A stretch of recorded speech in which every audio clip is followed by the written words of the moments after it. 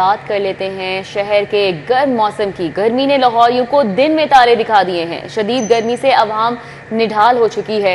दर्जा हरारत 40 degree centigrade तक पहुंच गया है। तिब्बी माहिरीन की शहरियों को गैर ज़रूरी सफ़र से इज्तनाब की हिदायत हैं, तो गर्मी ने लाहौरियों को दिन में तारे दिखा दिए हैं। शदीद गर्मी से अवाम निढाल है। दर्जा हरारत 46 डिग्री सेंटीग्रेड तक पहुँच गया है। तिब्बी माहिरीन की शहरियों को गैर ज़रूरी सफ़र से इज्तनाब की हिदायत है। इस हवाले से मज़ीद अपडेट करेंगे ताहिर जमील खान। जी ताहिर। बिल्कुल, शहर लाहौर के मौसम का क्या ही हाल बयान करें।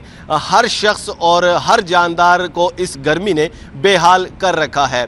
सूरज आग बरसा रहा है और लू के जो थपेड़े हैं वो चल रहे हैं, क्योंकि ये 11 किलोमीटर फी घंटे की रफ्तार से हवा चल रही है। लेकिन ऐसे 46 जो आज का टेम्परेचर है, इसके अंदर ये हवा भी लू के थपेड़े साबित होते हैं और ये बिल्कुल जिल्द को जला देने वाले हैं। 46 आज का ज़्यादा से ज़्यादा दर्जा हरारत आज होना था, पारा 46 तक जाना था और अपने मैक्सिमम पे है, यानी कि अपने अरूज पे है, पारा 46 तक गया है। आज कम अज़ कम दर्जा हरारत 31 रहा, लेकिन दिन के आगाज़ से ही यानी कि 7:30 के बाद से 8 और 9 बजे से ही गर्मी बर्दाश्त से बाहर हो जाती है और इस वक्त तक मैक्सिमम पे यानी कि अपने अरूज पे पारा चला जाता है। और बुरी खबर यह है कि बारिश भी इस हफ्ते बारिश का कोई इम्कान नहीं है। ऐसे मौसम में शहरियों को एक उम्मीद होती है कि चलें बारिश हो जाएगी, 2-4 रोज़ अच्छे गुजर जाएंगे, लेकिन बारिश का भी फिल वक्त कोई इम्कान नहीं है और ये पूरा हफ्ता पारा 46 और 47 के तक जाएगा। इसलिए शहरी गैर ज़रूरी तौर पर घरों से मत निकलें और अगर निकलने की ज़रूरत हो भी तो कम अज़ कम अपना चेहरा ढांप लें, ग्लासेस लगा लें, सन ग्लासेस, और ब्रांडेड हो तो ज़्यादा अच्छा है। इसी तरह मशरूबात का इस्तेमाल करें, लेकिन मशरूबात भी अगेन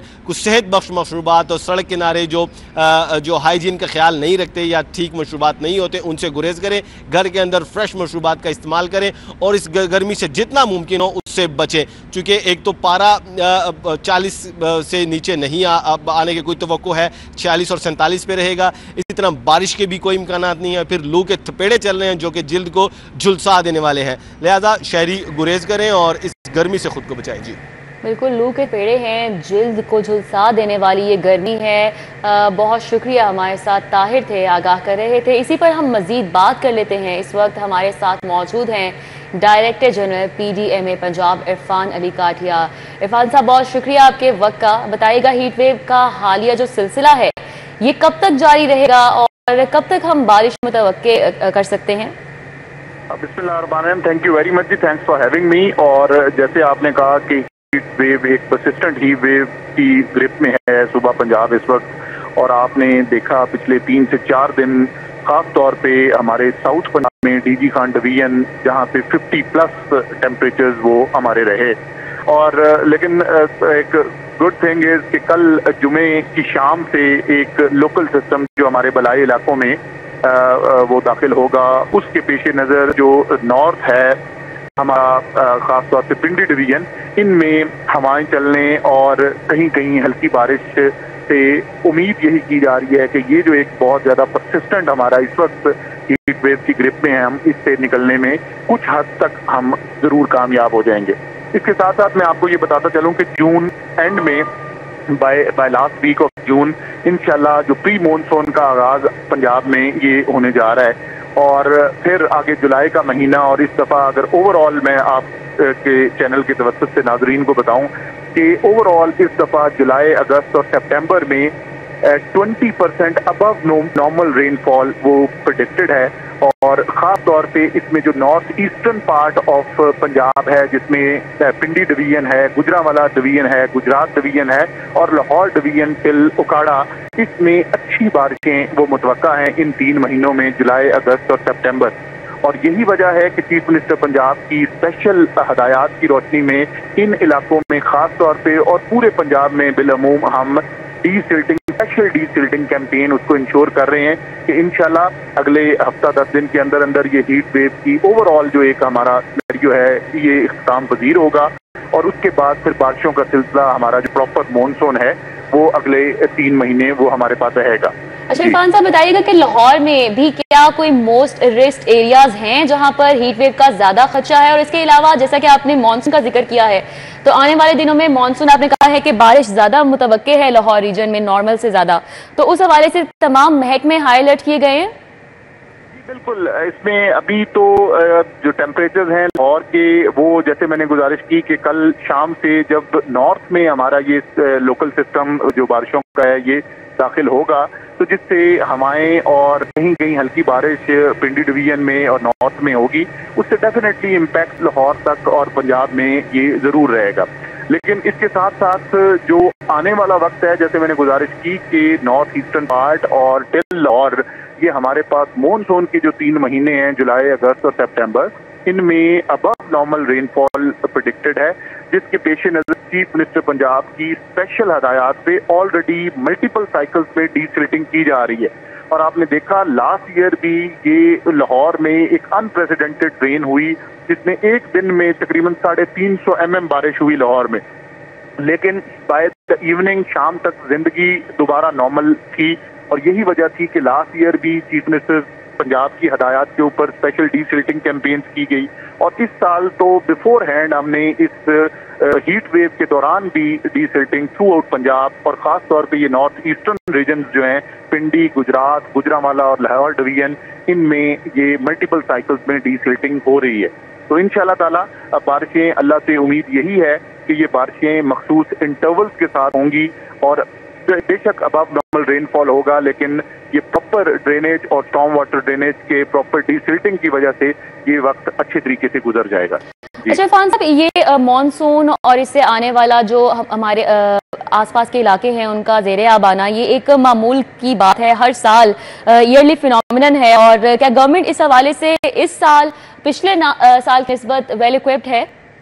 जी बिल्कुल, इसमें अगर मैं सिर्फ लाहौर की बात करूं, हमारा प्रोविंशियल मेट्रोपॉलिटन, इसमें लास्ट ईयर से अब तक 29 बिलियन तो सिर्फ इस चीज पे हमारे हुए हैं कि जिसमें हमने जितने भी हॉट स्पॉट्स हैं, जितने भी जो लो लाइंग एरियाज हैं लाहौर के, आपके इल्म में होगा कि पहले 10 हमारे अंडरग्राउंड स्टोरेजेस बने, जिससे ना सिर्फ जो ग्राउंड वाटर है वो रिचार्ज हो रहा है, बल्कि बारिश का जो कीमती पानी है वो जाया होने की बजाय उन स्टोरेजेस से फिर आगे उसको रीयूज करने की कोशिश की जा रही है।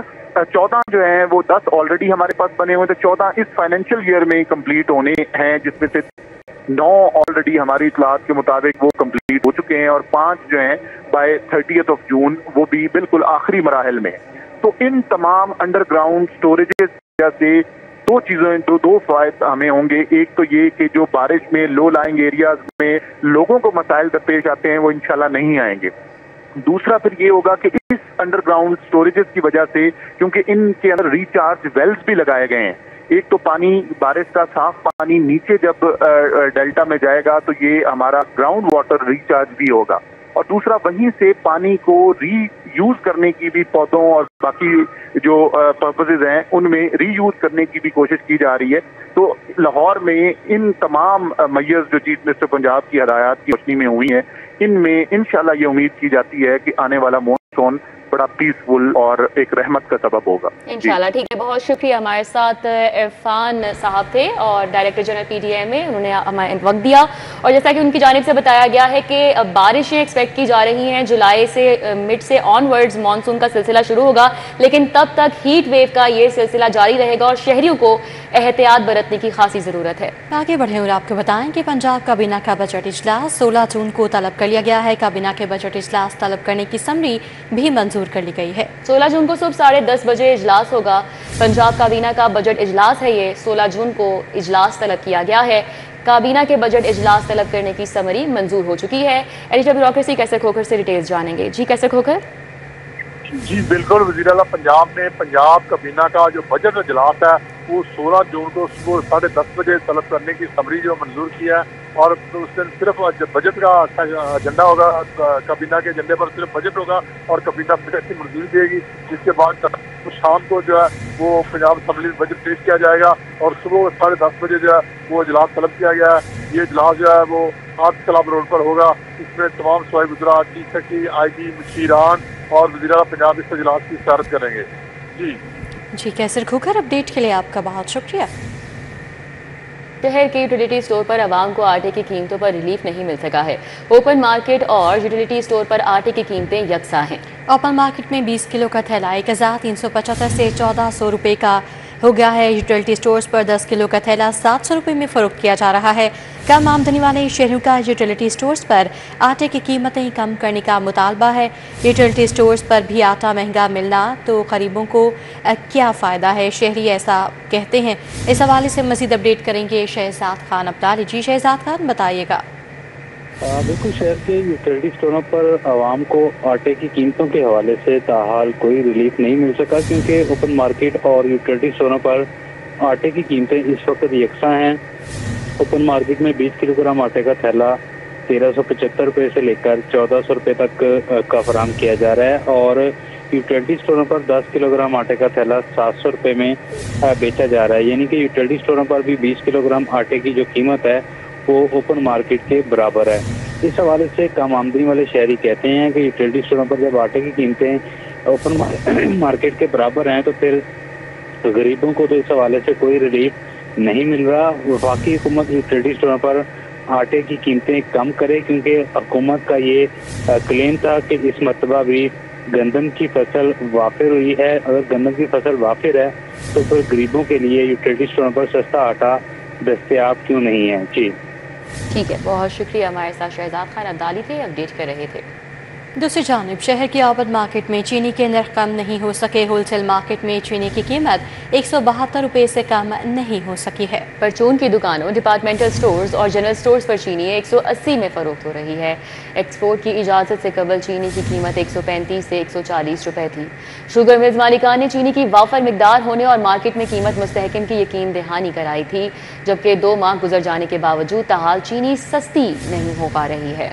2 मासूम बच्चे अदालत में पेश न करने का ये मामला है।